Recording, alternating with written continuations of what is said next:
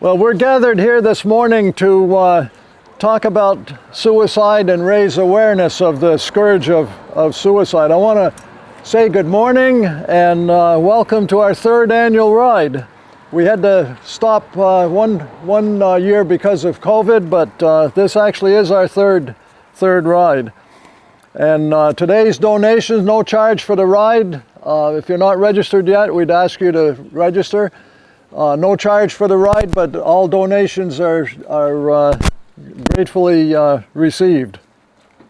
And they will support the American Foundation for Suicide Prevention. And Brandy and her mom are here to share with you this morning. And also Project Hopner. I want to thank Wilkins Harley-Davidson for hosting and supporting this event. And I want to thank my brothers and sisters of Green Mountain and Freedom chapters of V-Twin Cruisers. Vacation man. I'm going to get there. I like that though. I do a little preaching and I like some feedback from the... And my brothers and sisters from Vacation Land chapter in Maine. Also, my brothers, I don't know if there's any sisters here. Not today. Not today? From, about this guy. this is a tough crew. From Combat Vets Motorcycle Association. I want to make sure and get that right. Michael clued me in on that. Yeah. Also, anyone here from Champlain Valley or Central Vermont Hogs? All right, thank you, my brothers from those two clubs. Any other clubs here? No?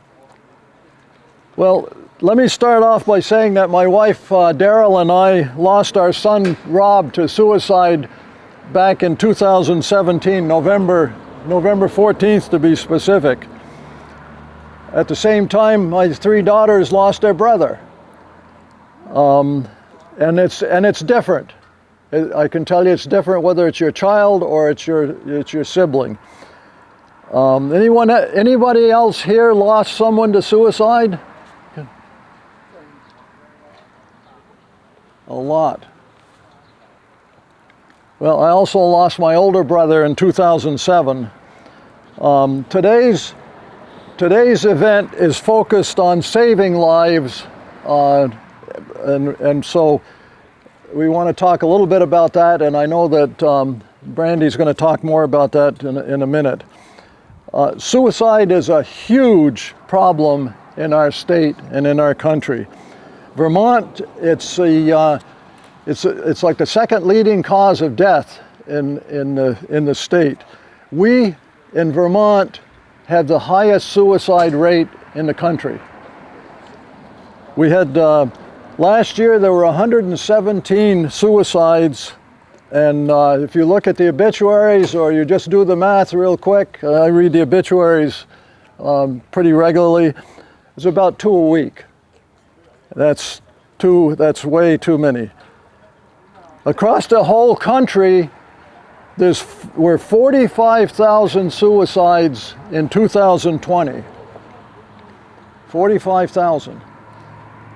And the highest rate, believe it or not, there is white, middle-aged, and elderly. Along with that, 3 million people attempted suicide. And those most at risk, first of all, veterans. 22 veterans per day across the country, and these guys can speak to that a lot better than I can. One gentleman said that he was in Afghanistan. He's lost more friends since he's gotten back, more buddies than he lost over there. Police and fire departments, first responders, construction workers. My son had his own construction company. Those most at risk include a history of depression, and drug and alcohol addiction, and also a history of suicide in the family.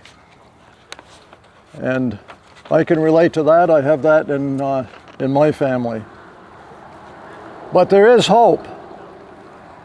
And one of the things I want to call your attention to this morning, and I hope everybody here will take time to do this, on Vermont PBS, there's a program called Facing Suicide. It is excellent. It tells you what you can do to help somebody that may be contemplating suicide. And one of the things that you can do, and we've mentioned this in years past, one of the things you can do if you have a friend that you think is somehow seems to be acting differently or has changed from the friend that you knew, ask them, are you thinking about committing suicide? Are you thinking about harming yourself?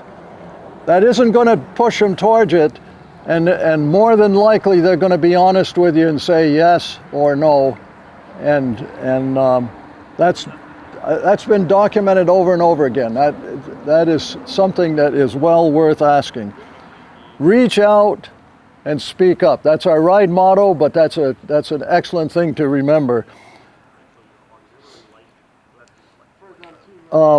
There's really two main deterrents for, and I hope I'm not taking away from your message. There's really two main deterrents, and they bring it out in the video on PBS, and that is a friend or a relative intervening and literally asking that question.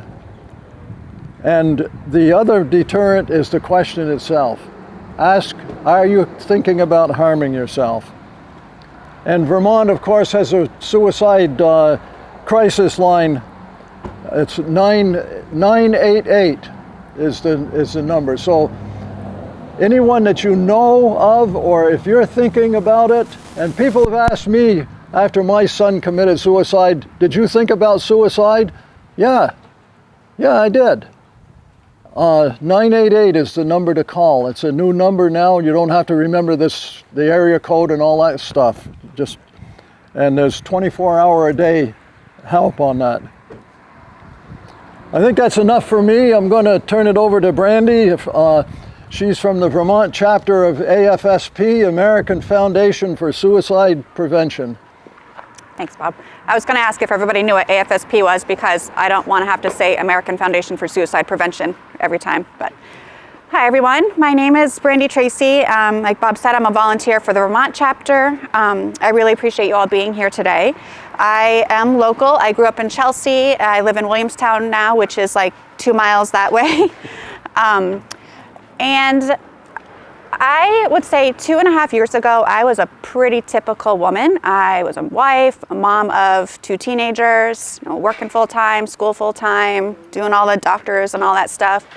And then in May of 2020, my 14-year-old son died by suicide.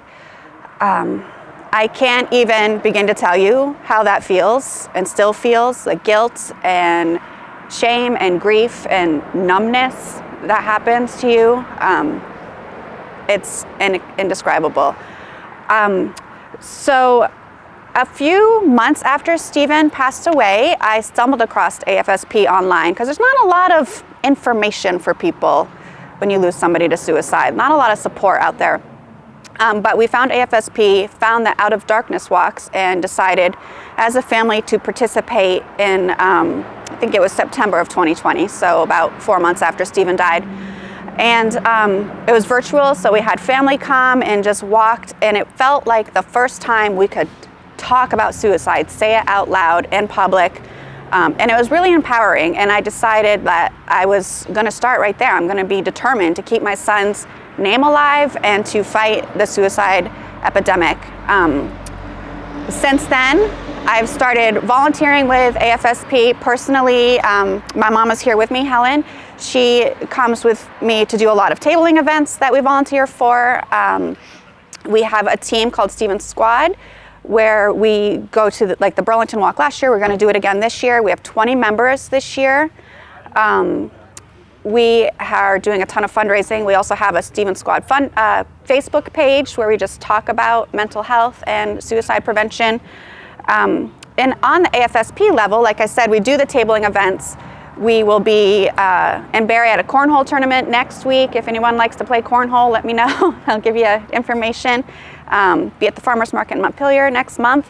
We do a lot of that stuff. I did the Advocacy Day in the spring, I think that's what it's called, where I spoke to congressional leaders about, like Bob was saying, the 988. So we got that passed. That's actually nationwide, 988, talk or text. It can be anonymous. You can call for yourself or a friend. So that's really exciting that that's been implemented. And I'm also on the committee to form a new walk. Bob has information here for the Burlington Watch, which my team is doing, but there's a brand new one in Central Vermont. There's a flyer right behind this gentleman here for Montpelier. It's the end of October, so if you're interested in walking and raising funds that way, you can look at that. Anything else? I don't think so. So I want to thank you all for being here and let you know that the funds we raise through all of these types of events, 80% of all that, the money that we get goes back into programming, which is a really big deal for organizations. Programs can be adapted to, they're all free too, by the way. So they can be adapted to, like Bob was saying, first responders, military people, schools, students, teachers, workforces, gun communities. We have a program for talking about gun safety and lethal means when people are having a crisis. So the funds are really important, but I personally think that just your presence here is the most important thing because it tells people that you are safe people to talk about suicide. You're comfortable saying that word, which is not super common in society. So thank you all for being here and just being a presence. And I'm sure that you've told people you're coming here, so people know that you are a comfortable, safe person to talk to. A few statistics that Bob kind of covered, but I'll cover again, that we are 1 in 3 states that the suicide rates are continuing to climb. Only 3 states in the whole country. And as Bob said, we are the highest per capita this side of the Mississippi River. So tiny little Vermont has the highest rates. The year that my son died, he was 1 in 117 suicide deaths. Last year there were 142, and this year we've already surpassed that in Vermont. And Vermont does not count overdose deaths in their statistics unless someone actually leaves a note or says, that's my intention. So it's probably higher than that in Vermont. Let's see. The suicide is the second leading cause, as Bob said, for suicide deaths. But I want to make sure you understand, that's for kids as young as 10 in Vermont, the second leading cause of death for our kids up to age 22. So that's just mind-boggling. You can't even fathom. So what we're doing here is really important to let our young people, our veterans, everybody know that there is support out there. I also want to mention that for every suicide death, there are statistically 27 attempts. So all of us know somebody who has attempted or struggled with or lost somebody to suicide. So your presence and the information we have, please come up and grab. There's wallet cards, there's all kinds of information you can share with people. Put 988 in your phone if you can. Just have the information to share with people because now everyone knows that you're a safe person and you're comfortable talking about suicide. So make sure that you have the resources to share with people who might be struggling. I think that's it. Thank you all for giving us your time here. Thank you to Wilkins for hosting us again, and Bob and the whole gang for putting it all together. And be safe out there today, you guys. Thank you.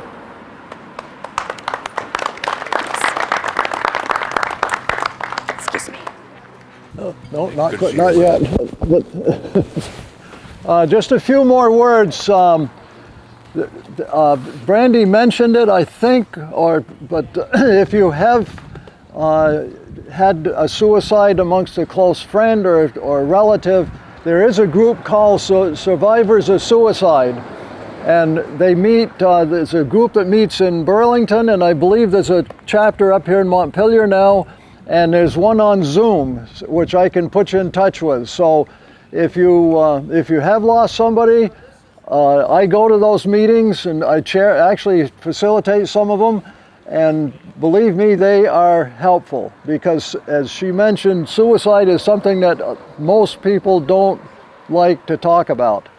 And an event like this is not the most popular event. It's not a fun subject to talk about. Joe and Sue Hopner were not able to be here today, so I want to say just a few words about their nonprofit. They call it Project Hopner, and it was created by Joe and Sue after they lost their 17-year-old son to suicide.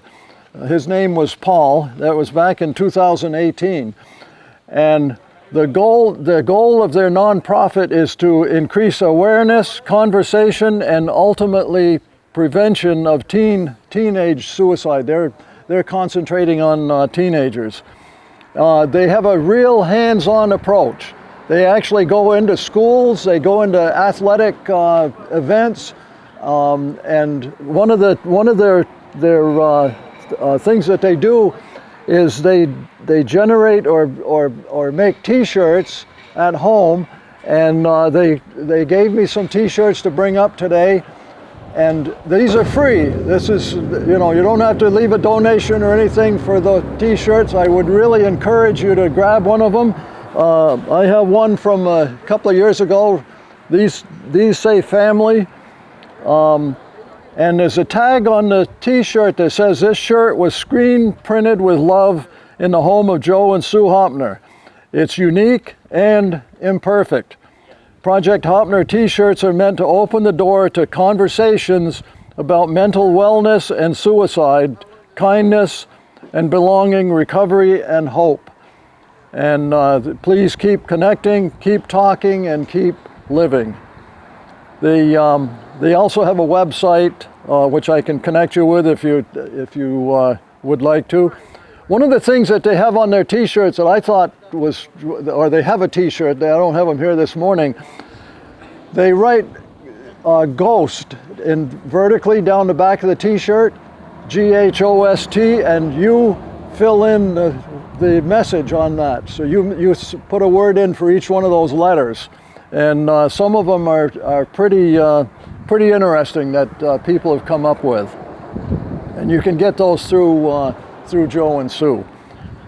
So that's really all I've got to say this morning, except that I certainly really appreciate everybody being here. So I'm going to turn it over to Leroy, and who's going to give you ride instructions.